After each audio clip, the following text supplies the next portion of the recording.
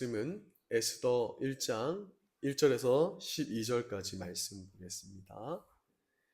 하나님의 섭리 안에 있는 신자의 삶이라는 제목으로 말씀 보겠습니다. 우리 1절에서 12절 조금 길긴 하지만 하나님의 말씀을 읽겠습니다. 같이 한번 시작. 이 일은 아수에로 왕 때에 있었던 일이니 아수에로는 인도로부터 구스까지 127지방을 다스리는 왕이라. 당시에 아수에로 왕이 수상궁에서 즉위하고 왕위에 있은 지 제3년에 그의 모든 지방관과 신하들을 위하여 잔치를 베푸니 바사와 메대의 장수와 각 지방의 귀족과 지방관들이 다 왕 앞에 있는지라. 왕이 여러 날 곧 180일 동안에 그의 영화로운 나라의 부함과 위엄의 혁혁함을 나타내니라. 이날이 지남에 왕이 또 도성 수산에 있는 귀천간의 백성을 위하여 왕궁 후원 뜰에서 7일 동안 잔치를 베풀세.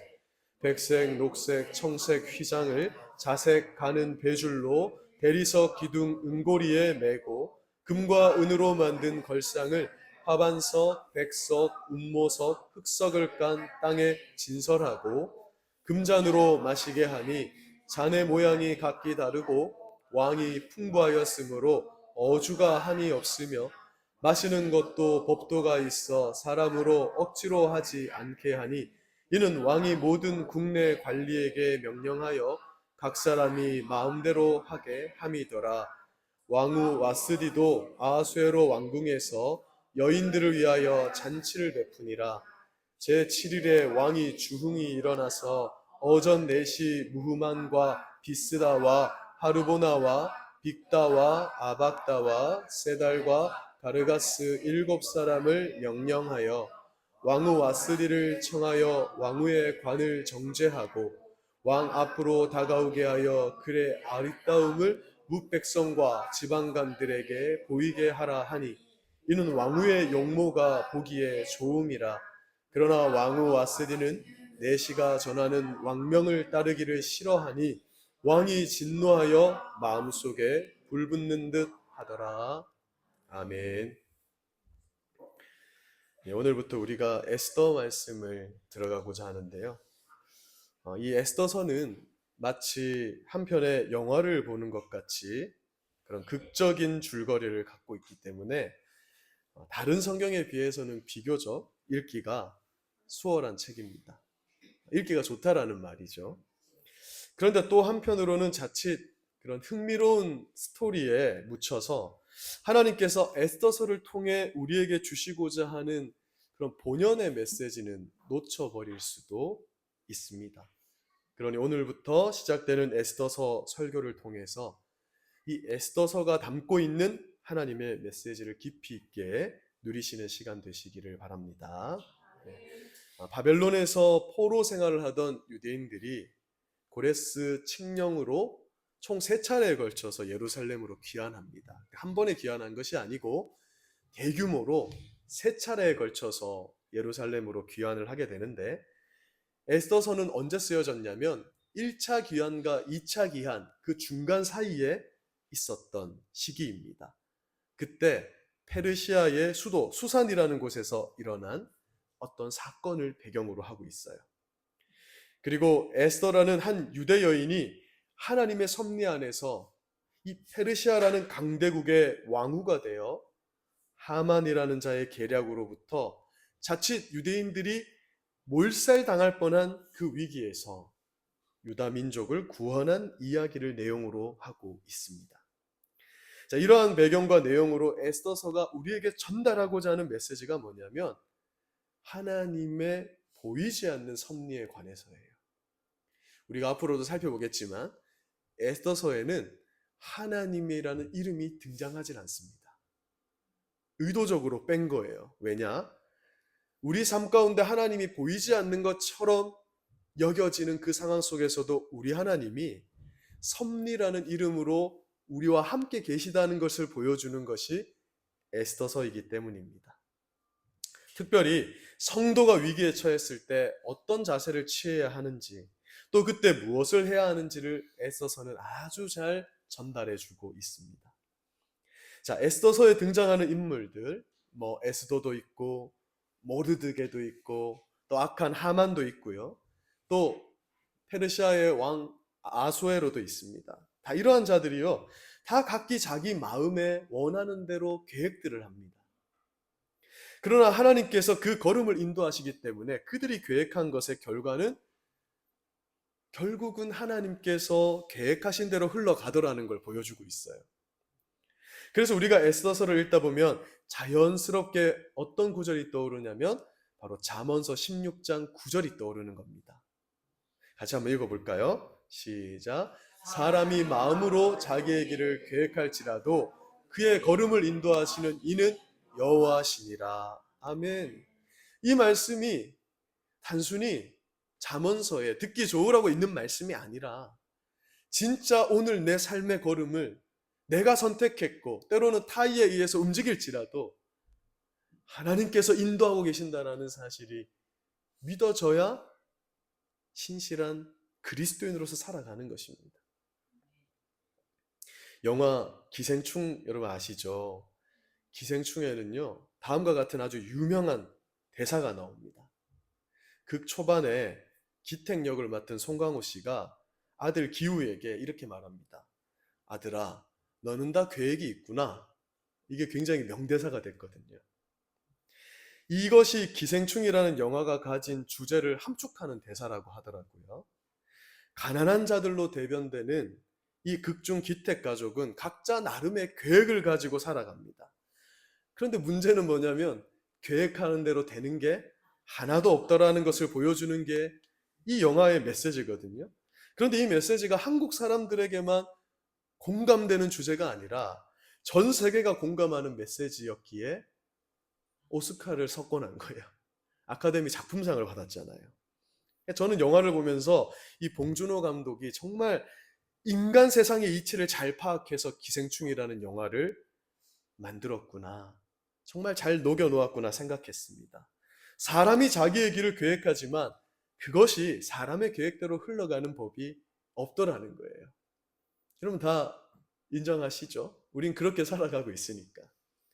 그리고 사실 이것이 여러분 전도서의 주제입니다. 전도서 1장 14절을 보면 내가 해 아래에서 행하는 모든 일을 보았는데 보라. 뭐라고 하죠? 모두 다 헛되어 바람을 잡으려는 것과 같다라고 합니다. 무슨 말이냐면 사람은 나름대로 계획을 세우고 각자의 길을 걸어가고 있지만 사실 그것은 뜬구름 잡는 것과 같다는 거예요. 내가 예전에 1,000만 원을 저축해놨으면 지금 그 1,000만 원이 남아있을까? 어떤 사건이 벌어졌을지라도 그건 없어졌을 돈이 되었을 겁니다. 왜? 사람은 계획대로 움직일 수가 없거든요. 그것은 마치 뜬구름을 잡는 것처럼 참으로 무익하다. 수고하며 사는 것이 인생인데 결국에는 그 수고한 결과물을 잡지 못하고 헛된 바람을 잡는 것 같이 무의미한 것이 다름 아닌 우리 인간들의 비참한 인생임을 말씀하는 거예요. 그러면서 전도서는 12장 1절에서 이렇게 결론 짓는 것이죠. 이처럼 사람의 인생이라는 것이 하나님의 섭리하심이 없이는 다 무의미한 인생이 될 수밖에 없다라는 것을 지적하면서 우리로 젊은 날부터 하나님을 기억하고 하나님 의지하면서 살아라. 오직 그것만이 의미 있는 것이다라고 말하는 거예요. 청년의 때의 창조주를 기억하라는 겁니다. 그것만이 남는다는 거예요. 그래서 여러분 이런 말을 하면 안 돼요. 우리 특히 청년들은 야, 내가 예수를 한 60, 70 돼서 믿었으면 좋았을걸. 세상에 이 재밌는 거 다 누려보고 마지막에 예수 믿고 구원받으면 좋았을걸. 그렇게 생각하는 것은 참으로 어리석은 일이다. 왜? 하나님 안에서 행하지 않는 모든 일이 결국은 이 뜬구름을 잡는 것처럼 허무하고 무익한 일이라는 거예요.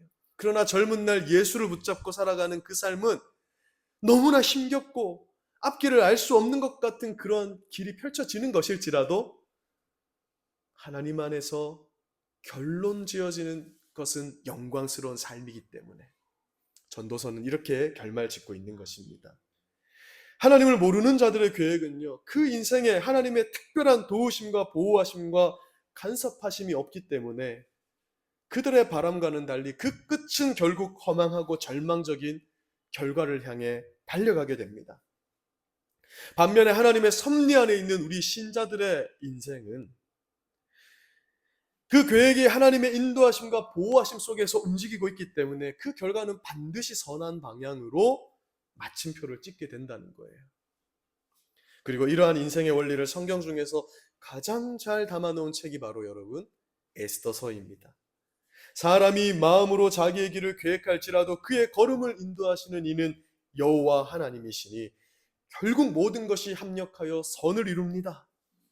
우리 신자들은 그것을 믿고 사는 사람들입니다.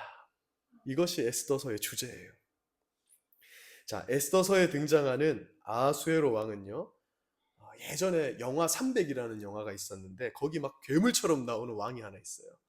페르시아의 왕인데 막 뭘 주렁주렁 달고 이렇게 나오거든요. 근데 그거 완전 역사 왜곡입니다. 굉장히 점잖은 사람이에요. 페르시아가 그런 야만족이 아니었습니다. 페르시아라는 나라는 수학과 과학이 엄청나게 발전한 나라였거든요.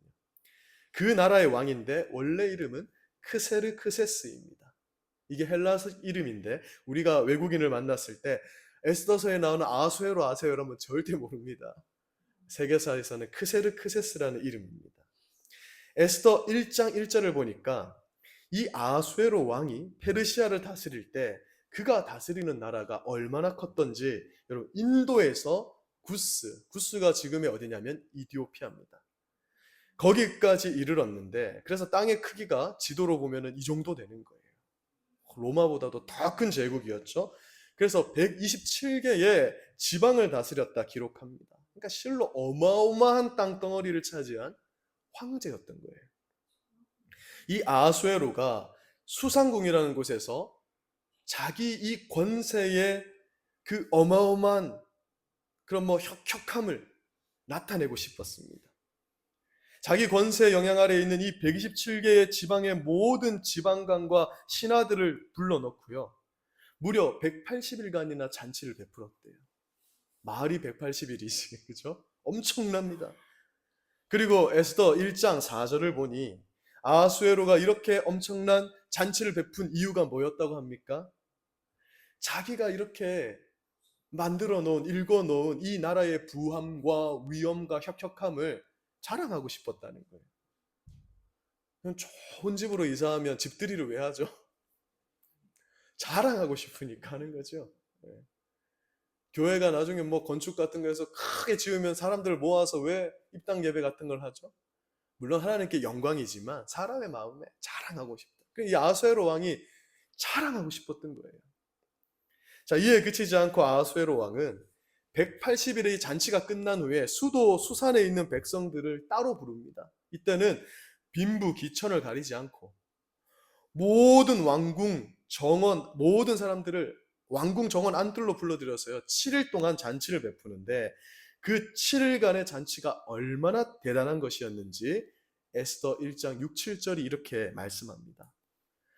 뭐라고 합니까? 백색, 녹색, 청색 휘장을 자색 가는 배줄로 대리석 기둥 은고리에 매고 금과 은으로 만든 걸상과 화반석, 백석, 운모석, 흑석을 깐 땅에 진열하고 금잔을 마시게 하니 잔의 모양이 다 달랐다.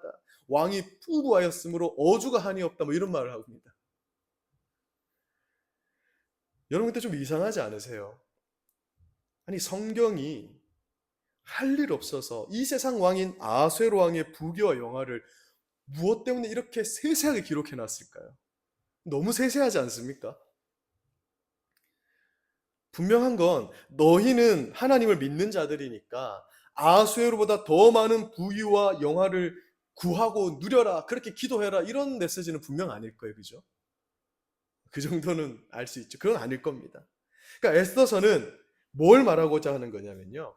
하나님을 모르는 자들은 이 아수에로와 같이 자기에게 주어진 것이 하나님으로부터 주어진 것인 줄 모르고 이것이 내가 일군 것이다. 그래서 자신을 과시하는 자들임을 고발하는 거예요. 하나님을 모르니 그분으로부터 비롯된 모든 부와 명예가 다 내가 힘써 노력하고 내가 잘나서 얻게 된 것으로 생각해서 교만함으로 자랑하는 자들이 바로 아하수에로로 대변되는 세상 사람들이라는 겁니다.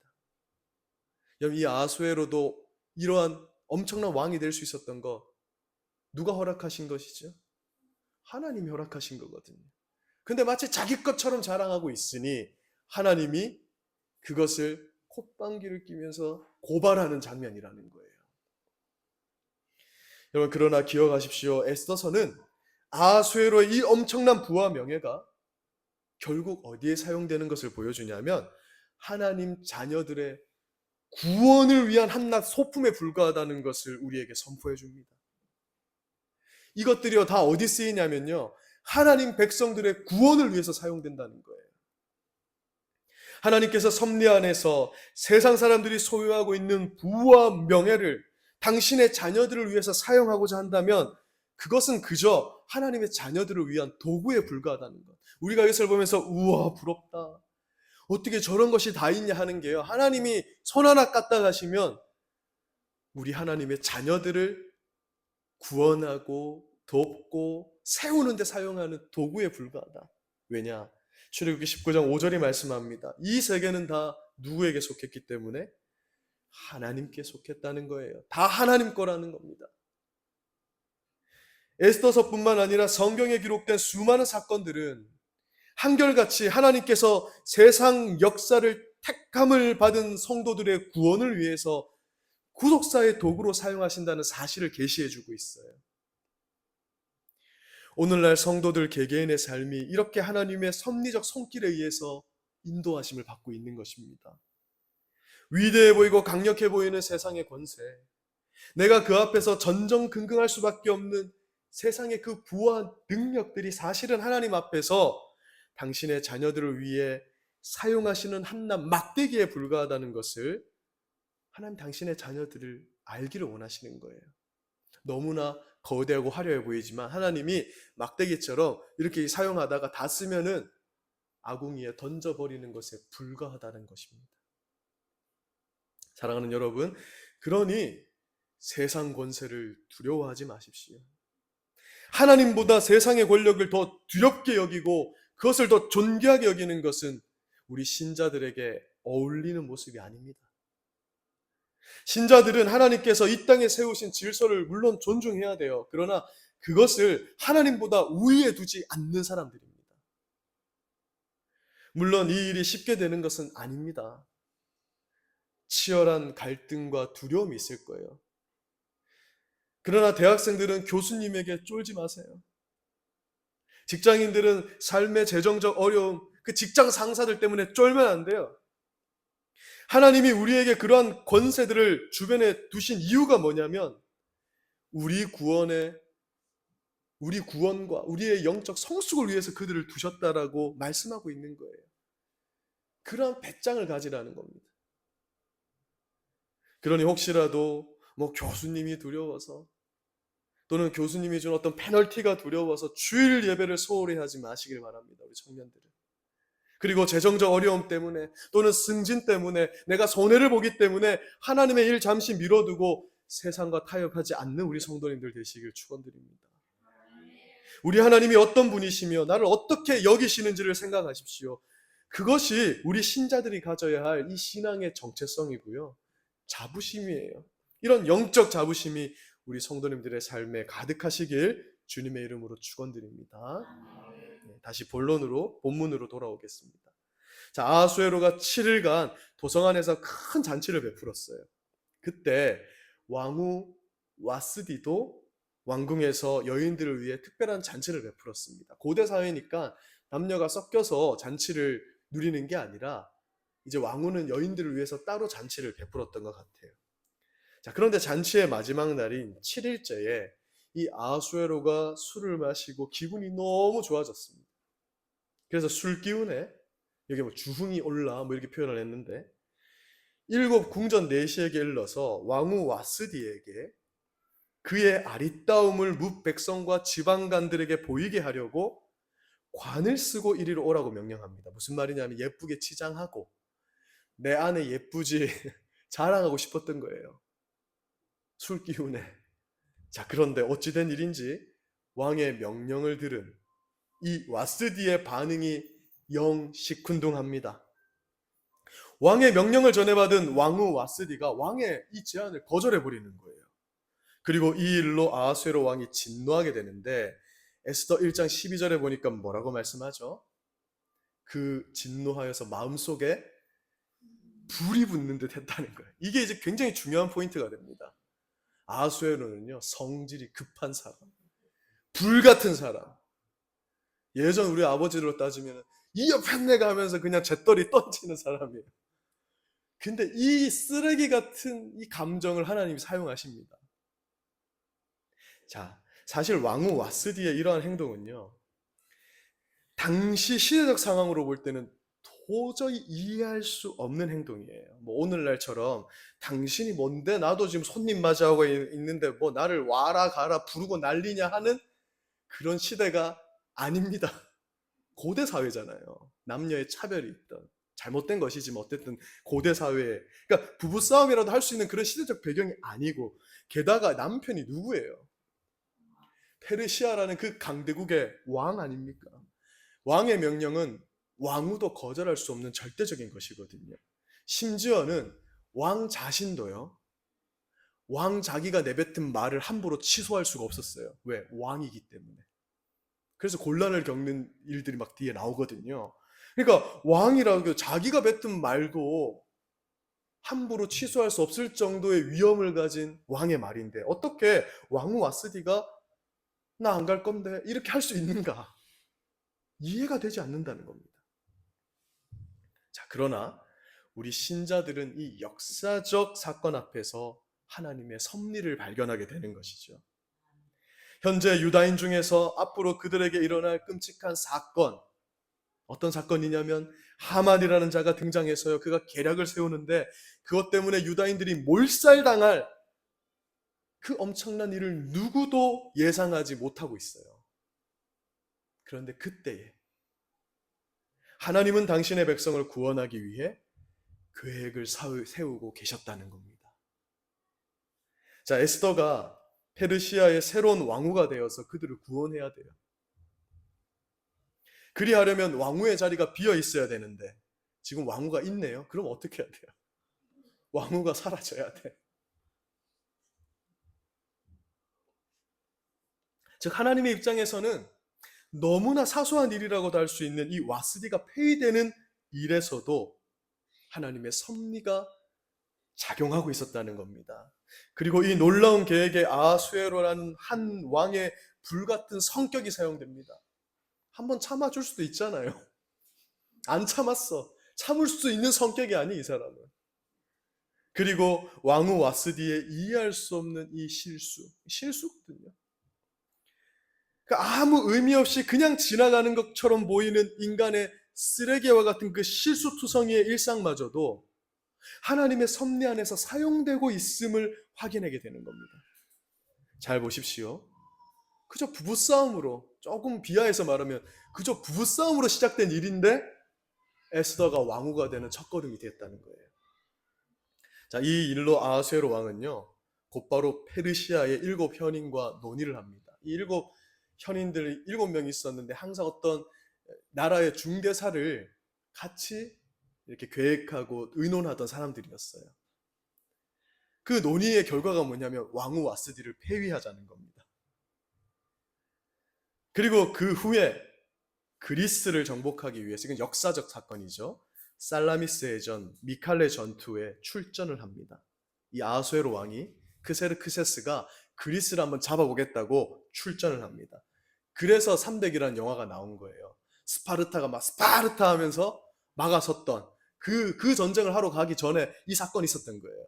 자기 왕후 와스디를 폐위해놓고 간 겁니다. 그래서 에스더 2장 1절에 보면 그 후에라고 되어 있거든요. 그 후에가 뭐냐면 1장과 2장 사이에 어떤 일이 있었냐면 바로 이 그리스 점령 전쟁이 있었다는 겁니다. 굉장히 역사적으로 유명한 살라미스 해전, 미칼레 전투였어요. 자, 그러나 역사는 말하죠. 이 전쟁에서 아하수에로는 정말 말 그대로 대패를 합니다. 스파르타, 영화 산맥 대패하잖아요. 그렇게 정복 전쟁에서 대패를 하고 수상국으로 돌아온 게 2장 1절이에요. 그리고 에스더 2장 1절을 보니까 아하수에르가 이때쯤에는 왕후를 향해서 분노했던 마음이 가라앉은 거예요. 그래서 참으로 경솔하게 왕후 와스디를 폐위한 것에 대해서 조서를 내린 게 마음에 걸렸다 기록합니다. 근데 되돌릴 수가 없어. 왜? 아까 말씀드린 것처럼 왕이라도 자기가 한 말을 함부로 뒤집을 수가 없어. 이미 조서까지 내려졌다는 건 이건 절대 다시 복귀할 수가 없다는 뜻입니다. 자, 이처럼 전쟁에서 참패해서 침통한 분위기, 그리고 왕위를 폐위하고자 조서를 내린 일로 불편해진 이 왕의 기분을 한번 바꿔보고자 하는 그 왕의 측근들의 제의에 의해서 뭐가 열리냐면 왕후를 간택하는 왕후 선발 대회가 열리게 된 거예요. 자, 분위기를 잘 보세요. 이 아하수에로 왕이 좀 겸손해진 겁니다. 전투에서 스파르타는 조그마한 나라거든요. 대패하고 돌아왔죠. 그리스한테 대패를 하고 돌아왔단 말이에요. 근데 왕후가 또 옆에 없으니까 허전하네, 그립네 이러고 있을 때 신하들이 뭘 제안한 거예요? 이벤트를 제안한 거예요. 뭐 미스 트롯처럼 전국의 페르시아 미인들을 모아서, 단순히 미인이 아니겠죠, 현명한 여인들을 모아서 왕후를 뽑읍시다. 근데 이런 일은 있을 수 없거든요. 귀족 중에, 여러분 뭐 우리 조선사를 봐도 알잖아요. 아무나 뭐 왕후가 될 수 있습니까? 그런 페르시아 귀족 중에서 뽑혀야 되는데 이 일이 이렇게 급박하게 흘러가면서 유다 출신인 에스더도 참전할 수 있게 됐다는 거예요. 사랑하는 여러분, 에스더의 서론에 해당하는 오늘 본문 말씀을 통해서 우리가 되새기게 되는 것은 무엇입니까? 우리가 겪게 되는 모든 일, 그것이 하나님을 믿는 사람이 겪는 일이든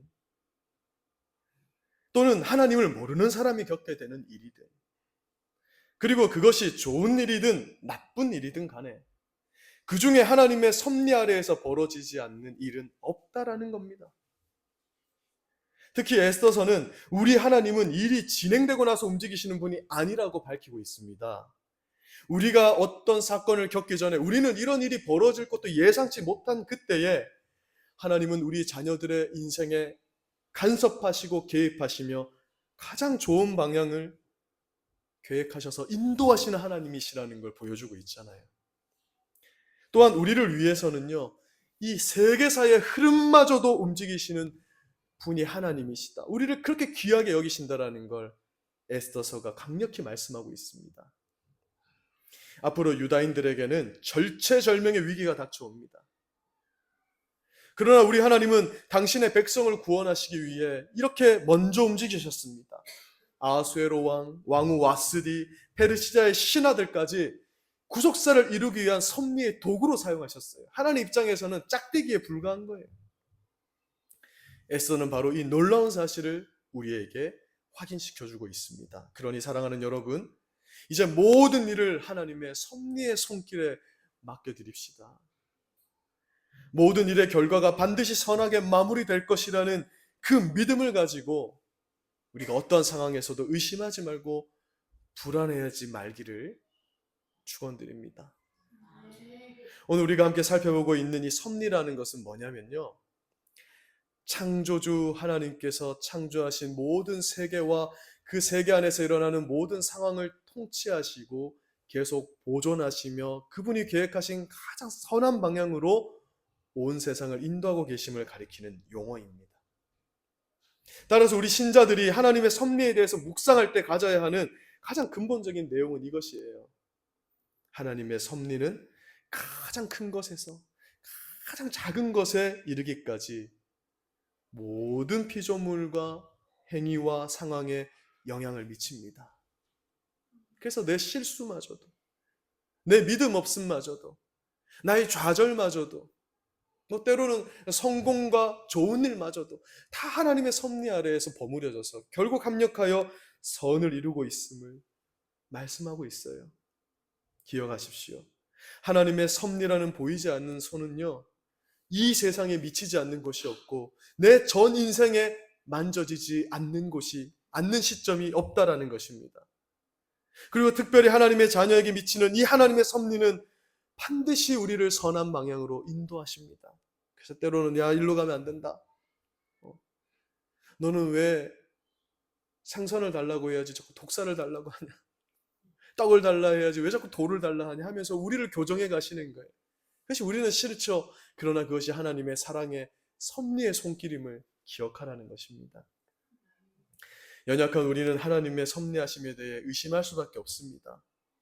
당장에 내가 겪고 있는 일 가운데 하나님의 손길이 느껴지지 않을 수 있기 때문이에요. 그러나 우리의 과거를 인도해 오신 하나님을 살펴보면 하나님께서 우리 삶을 얼마나 온전하게 인도해 오셨는지를 다 고백할 수밖에 없을 거예요. 우리 성도들은 다 이렇게 고백하잖아요. 지나보니 내게 일어난 그 모든 일들이 합력하여 선을 이루었습니다.